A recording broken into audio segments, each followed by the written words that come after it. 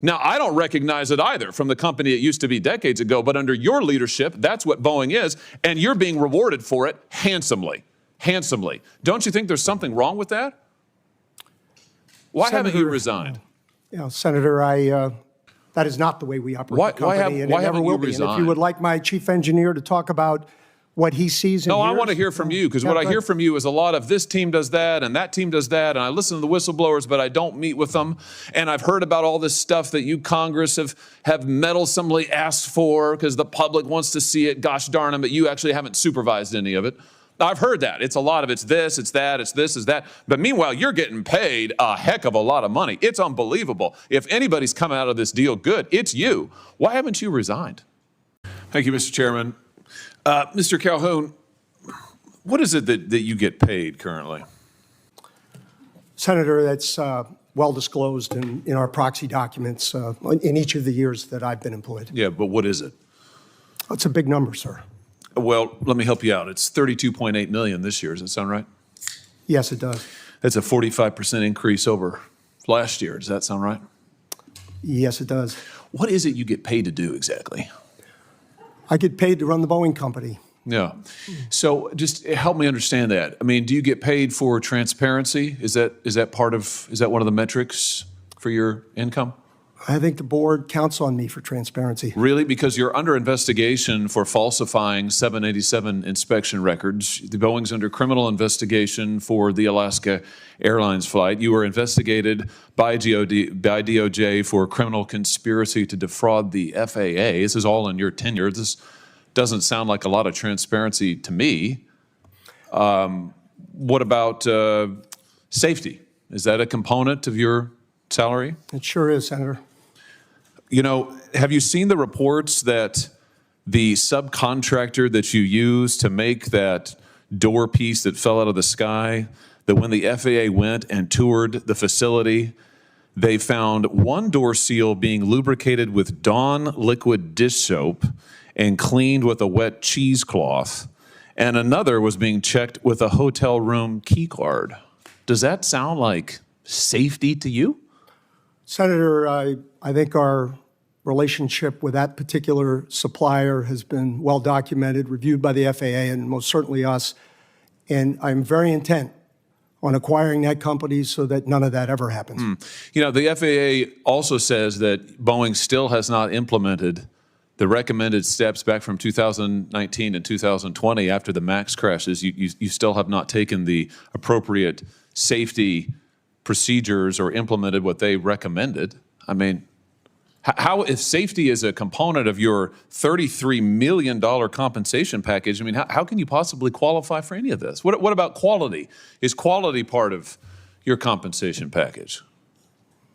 Senator, I meet with the FAA pretty regularly. They don't hold anything back, and I'm not aware of anything that has been cited with respect to those accidents that we haven't taken action on. Really? Because we've had whistleblowers. You said you'd listen to whistleblower testimony. We've had multiple whistleblowers come before this committee and allege that Boeing is cutting every possible corner on quality and safety, not just in the past, but now. They've alleged that you've eliminated safety inspections, that there are fewer in quality and there are fewer inspectors doing quality inspections out there. They've alleged that when they raised quality issues and concerns, they were reassigned, they were retaliated against, they were physically threatened. That doesn't sound like attention to quality to me. And yet you're getting paid $33 million a year. It's extraordinary. Senator, we have increased our quality inspectors significantly. How much has your stock price increased while you've been at Boeing? It hasn't, and I don't watch it much. Have you done any stock buybacks while you've been at Boeing? Not in my job, no. How about your profits? Have your profits increased at all while you've I haven't had any profits, sir. I'm sorry? I have not had any profits. Yeah.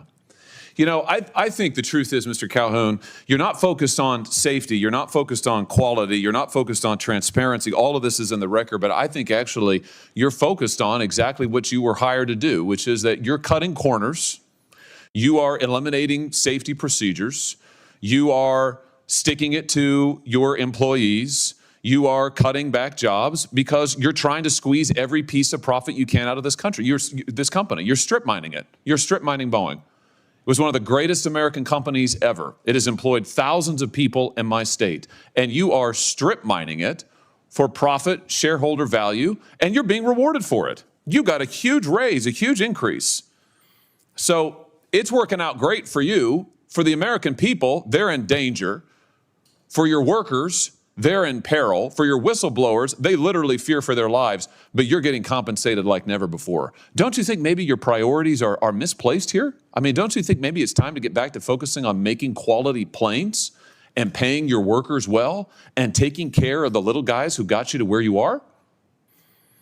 That's not a rhetorical question. Senator, I don't recognize any of the Boeing you described. Really?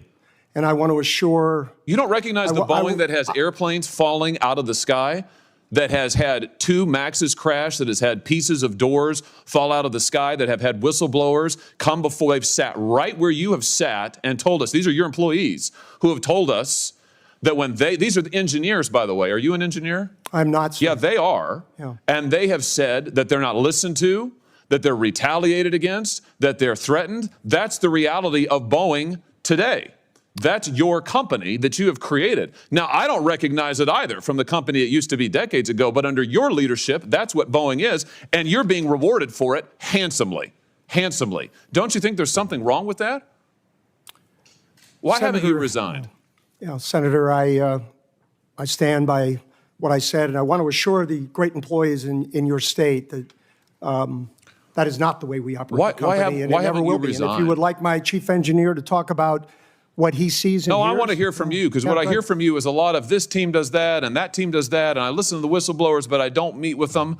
And I've heard about all this stuff that you Congress have meddlesomely asked for because the public wants to see it, gosh darn them, but you actually haven't supervised any of it. I've heard that. It's a lot of it's this, it's that, it's this, it's that. But meanwhile, you're getting paid a heck of a lot of money. It's unbelievable. If anybody's coming out of this deal good, it's you. Why haven't you resigned? Senator, I'm sticking this through. I'm proud of having taken the job. I'm proud of our safety record, and I am very proud of our Boeing people. You're proud of this safety record? I am proud of every action we have taken. Every action you've taken? Yes, sir. Wow. Wow. There's some news for you. Well, behind you can't see it. Behind you, the folks are showing pictures of the people who are the victims of your safety record. I think we can all see them. And I think the American public, when they fear to get on their airplanes, they understand your safety record. And frankly, sir, I think it's a travesty that you're still in your job. Senator Hawley. Thank you, Mr. Chairman. Mr. Calhoun, just to come back to you, isn't a big part of this story not just what's happened at Boeing in the last year or two, but what's happened over the last 20, what the C-suite has done to this company? Well, let me give you an example. This is from the Atlantic magazine last month. For nearly 40 years, the company, Boeing, built the 737 fuselage itself in the same plant that turned out its B-29 and B-52 bombers. In 2005, it sold this facility to a private investment firm. Offloading, Boeing called it. The tail, the landing gear, the flight controls, and other essentials were outsourced to factories around the world, owned by others, and then just shipped to Boeing for final assembly. Mr. Chairman, I'd like to, with consent, have this article, Boeing in the Dark Age of American Manufacturing Industry. Without objection. You now have at least 600 direct suppliers worldwide. Who knows how many subcontractors? You've got 35 direct suppliers in China alone. I mean, hasn't this really been the hollowing out of Boeing? Senator Hawley, I think the decision that we have made with respect to Spirit Aero and our determination to bring it back into the Boeing fold is definitely a vote in favor of vertical integration. That's one. I can't comment on all of the ones of the past. And we have not had the number of issues in those that we are currently dealing with respect to our fuselage. So I can't rewrite history, but I can take action forward. You're in charge of the company. I'm just asking you, You're in charge of a company, you're getting paid $33 million a year. You're in charge of a company that has systematically, over decades now, shipped out its jobs, shipped out its production. Over the last decade, while you've either been in charge as CEO or on the board, stock prices have rose 600% at Boeing. You've, in fact, done $59 billion in returning cash to shareholders, $20 billion of that in dividends, $39 billion of that in stock buyback. Some people are doing great here. I'm just wondering, given the fact that your airplanes are falling out of the sky, do you think that any of that has to do with the fact that you really don't make that much anymore in this country or in-house? I mean, hasn't it been a mistake to hollow out the company and ship your production and your manufacturing and your know-how to other places around the world instead of doing it yourself, the American engineers, American workers? Senator Hawley, I think I read an annual report going all the way back to the introduction of the 747, which highlighted the fact that 65% of that airplane would be sourced by U.S. manufacturers here and there. And the other thing I do know that since 2015, again, I don't have all that history, but before that, we have actually brought more work to the U.S. than we have taken out of the U.S. And at an absolute level, our work in the U.S. is in the high 80%. And that is unlike any other industry I have ever worked in. These are your suppliers, you're saying? These Yes. are your subcontractors, Yes. right? The ones who are using Dawn dish soap to test their doors and cheesecloth to test the plugs, right? Those. Your CFO, Brian West, recently went on the record and said that Boeing probably got a little too far ahead of itself on the topic of outsourcing. You agree with that? He was speaking directly to our decision to go after Spirit. So he was right? He was speaking directly to our decision to vertically integrate Spirit. So he was right. You got too far ahead of yourself on outsourcing for all of these years. Is Boeing going to change course on this? We are most certainly changing course on Spirit. You've got 32,000 machinists. These are American workers who work for you. These are Boeing employees in the Pacific Northwest. You're in contract negotiations with them right now. 32,000, that's a lot of them. The last time that they got a contract was 16 years ago. Do you remember the terms of that contract? I don't. It was a very long contract. Yeah, well, they got 1% wage increases over 8 years. 1% over 8 years. You got a 45% increase just last year, and you're making $33 million. You think maybe these folks deserve a raise? Oh, they will definitely get a raise. Good, good. I hope it's a substantial one. And I hope that maybe this will be an opportunity for Boeing, under new leadership, to reverse course and actually start making things again, start making things in this country again, and start paying its people well. I've listened to your testimony, and it seems like the gist of it seems to be that if you could just get your employees to comply, follow the rules, follow your management techniques, et cetera, things would be better. I don't think the problem's with the employees. Oh, it's actually. not. It is Yeah, not. I think the agree. problem's with you. You. It's the C-suite. It's the management. It's what you've done to this company. That's where the problem is. The problem's at the top. Your engineers, they're probably the best in the world. Your machinists, they're outstanding. You're the problem. And I just hope to God that you don't destroy this company before it can be saved. Thank you, Mr. Chairman.